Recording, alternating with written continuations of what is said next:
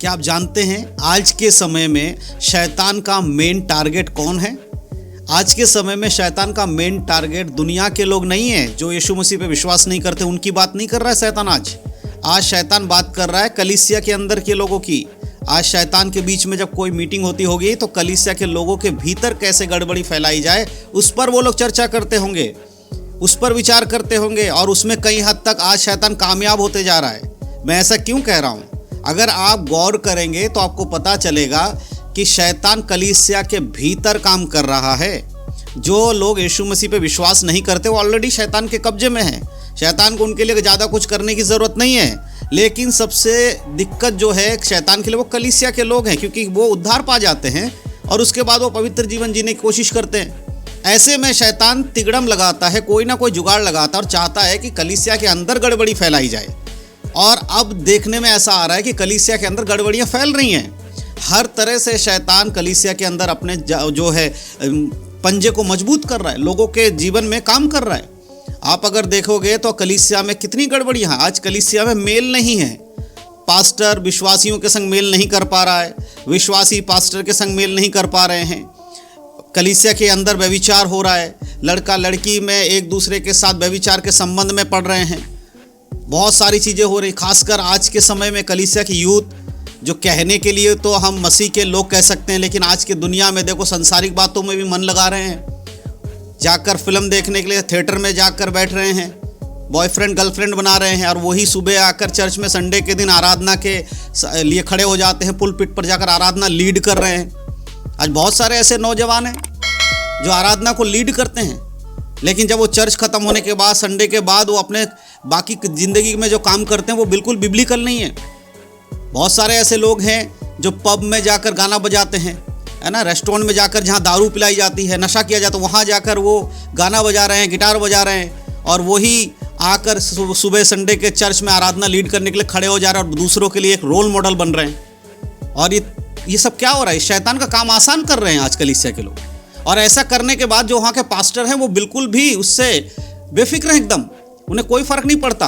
कोई बात नहीं, यहाँ आके तू आराधना कर, बाकी तू अपने जीवन में जो कुछ कर रहा करता रहे। जब ऐसा कुछ होता है तो सब कुछ क्या है? शैतान अपने चाल में कामयाब हो रहा है। और यही चीज़ तो आज समझने वाली बात है कि शैतान का जो काम है आज चर्च के बाहर नहीं है, चर्च के अंदर हो रहा है। वो समझ चुका है कि ये इंसान अब और आसानी से बेवकूफ़ बनेगा। एक दूसरे के प्रति इनको लड़ाते रहो, इनको दिखाते रहो कि भाई दूसरा आदमी में कमी है, तेरे में कोई कमी नहीं है ना। सामने वाला हमेशा आपके लिए गलत निकलता है, आप खुद के अंदर नहीं देखोगे। विश्वासी पास्टर के ऊपर दोष लगाना शुरू कर देते, पास्टर ये कर रहा है वो कर रहा है, खुद के अंदर नहीं झांकेंगे। पास्टर विश्वासियों के ऊपर सारे चीज़ें थोपने लगता है, ऐसा मत करो ऐसा मत करो, खुद के ऊपर नहीं जांचते हैं। ये दोनों तरफ प्रॉब्लम है, और इन दोनों की लड़ाई में किसका फ़ायदा हो रहा है? शैतान का फ़ायदा हो रहा है। क्यों? क्योंकि परमेश्वर ने कलीसिया में आपको इसलिए नहीं बुलाया कि आप यहाँ अलगाव का जीवन जियो, अलग रहो, एक दूसरे की नफरत करो। प्रभु ने प्रेम करने के लिए आपको बुलाया, लेकिन आप अपने आप को एक दूसरे से भिड़ाकर लड़कर जो अलग हो रहा है, इससे शैतान का फायदा हो रहा है। वो चाहता है कि आप ऐसा काम करो, प्रभु नहीं चाहता। व्यभिचार हो रहा है कलीसिया के अंदर। जो नौजवान है वो एक दूसरे नौजवान क्या करते हैं, लड़का लड़की को देख रहा है कलीसिया में आके, आराधना करता है, बहुत अच्छा लड़का है, लड़कियों को पसंद आ रहा है, ये लड़का मेरा जीवन साथी होना चाहिए। मन में व्यभिचार की बातें आ रही है। कोई लड़की सुंदर है, अच्छा वचन प्रचार कर लेती है, कोई वचन पढ़ लेती है, लड़का देखा रही ये लड़की कितना अच्छा वचन बोलती है, ये तो मेरी पत्नी बनने लायक है, मन में व्यभिचार ला रहे हैं। यही तो हो रहा है आजकल ज़्यादा। यूथ क्या कर रहा है आज?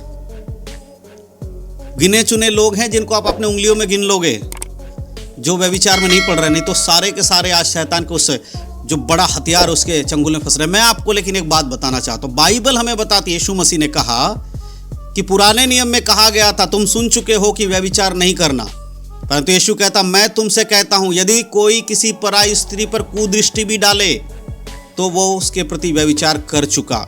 मत्ती रचित सुसमाचार 5 अध्याय के 27-28 आयत में लिखा है। अगर आप किसी स्त्री के खिलाफ कुछ नज़र से देख रहे हैं, अपने मन में कोई विचार ला रहे, तो आप व्यभिचार कर चुके हो।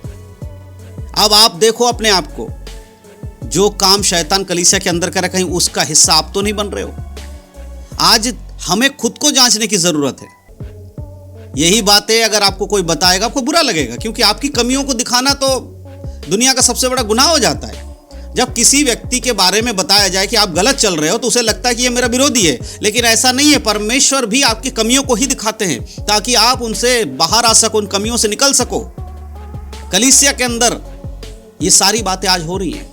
जो बातें पहले दुनिया में हुआ करती थी, पहले शताब्दी के कलीसियाओं में जब गड़बड़ी होती थी, पवित्र आत्मा उस गड़बड़ी को निकाल देता। सोचो अगर ऐसा होता जैसे कि पतरस के समय में हुआ, हनन्याह सफीरा ने आकर झूठ बोला और पवित्र आत्मा ने तुरंत उनको मार दिया, वो तुरंत मर गए। अगर ये घटना दोबारा दोहराई जाए, उसके बाद ऐसी कोई घटना नहीं हुई। सोचो आज के समय में कलीसिया में ये होता कि कलीसिया के अंदर संडे को आके खड़े होकर जो गवाही दे रहे हैं और तुरंत उसमें से कुछ लोग मर जाएं। क्यों? क्योंकि झूठी गवाही देते कई लोग, तो परमेश्वर के प्रति झूठी गवाही दे रहे हैं। कुछ लोग आते हैं और आकर खड़े होकर पाप करके आके बैठे हुए हैं, वो मर जाएं। ऐसा होगा तो क्या होगा? अगर परमेश्वर आपको ऐसा नहीं कर रहा तो इसका मतलब क्या है? एक दिन आएगा जब आपका न्याय किया जाएगा। उस दिन आपको वाकई में मरना पड़ेगा, अनंत काल के नरक में हमेशा हमेशा के लिए आग में डाल दिया जाएगा। आज जो बातें मैं आपको बता रहा हूं, इनको सुनने के बाद भी अगर आप अपने जीवन को नहीं जांच रहे हो, नहीं परख रहे हो, उसको नहीं सुधार रहे हो, तो याद रखो न्याय सिंहासन के सामने आपको खड़े होकर अपने कर्मों का हिसाब देना होगा और उस दिन कोई माफी नहीं मिलेगी। आज मौका है आप लोगों के लिए माफी मांगने का। चर्च में व्यभिचार कर रहे हो, चर्च में झूठ बोल रहे हो, परमेश्वर के सेवा करने के साथ साथ सांसारिक बातों में भी मन लगा रहे हो, अच्छा वर्शिपर बनने की बात करते हो, दुनियादारी के गीत भी गा रहे हो, हैं? ये सब चीज़ अगर आप कर रहे हो, खुद को बड़ा वर्शिप बता रहे हो, वर्शिपर बता रहे हो, खुद को बड़ा प्रचारक बता रहे हो, बड़ा अच्छा विश्वासी बता रहे हो और दुनिया भर के पाप आपके जीवन में है, तो क्या आपका न्याय बहुत अच्छा होगा? क्या लगता है आपको? यीशु मसीह आपको कहेंगे अरे वाह वाह वाह, तू इतना अच्छा है, तूने दुनिया के काम किए सो किए, लेकिन तूने मेरी महिमा भी किया है, चल तुझे मैं माफ़ कर देता हूँ। ऐसा बोलेगा यीशु? नहीं, वो कहेगा हे कुकर्म करने वालों, मैं तुम्हें नहीं जानता, भाग जाओ मेरे सामने से। बहुत सारे पास्टर भी आएंगे, बोलेंगे देखो हमने इतनी बड़ी कलीसिया चला, इतने लोगों को खाना खिलाया, इतने सारे चर्च की स्थापना कर दिया, दुनिया का सबसे बड़ा चर्च बनाया, हिंदुस्तान का सबसे बड़ा चर्च बना दिया, पंजाब का सबसे बड़ा चर्च बना दिया, यूपी का सबसे बड़ा चर्च बना दिया। प्रभु कहता है वो तूने अपने लिए बनाया, मेरे लिए थोड़ी बनाया, क्योंकि मैं तो उसमें रहता ही नहीं था, मैं तो तेरे अंदर रहना चाहता था, उसको तूने सही से नहीं बनाया और तू मेरे लिए बिल्डिंग बना रहा था। आज लोग चर्च बनाने में ज़्यादा समय लगा रहे हैं, खुद के बिल्डिंग को तैयार नहीं कर रहे हैं। यीशु ने क्या कहा था? पवित्र आत्मा तुम्हारे अंदर बसना चाहता है। वचन क्या कहता है? तुम परमेश्वर का मंदिर हो, पवित्र आत्मा तुम में वास करता है। आज उसको बनाने की जरूरत है, लेकिन बना किसको रहे हो? चर्च को।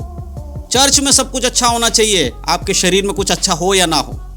यही इसी चीज में शैतान आज कामयाब हो रहा है, आपको धोखे में रख रहा है। अब दुनियादारी में पड़े रहो, शैतान अपना काम करेगा।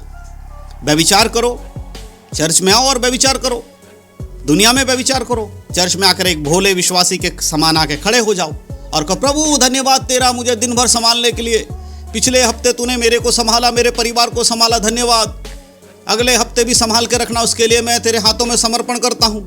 फिर निकलेंगे चर्च से जाकर वही सब कर रहे होंगे जो पिछले हफ्ते करके आए।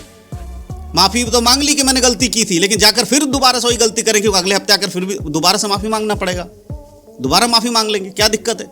यही तो चल रहा है आज चर्च में। क्या चल रहा है? यही चल रहा है।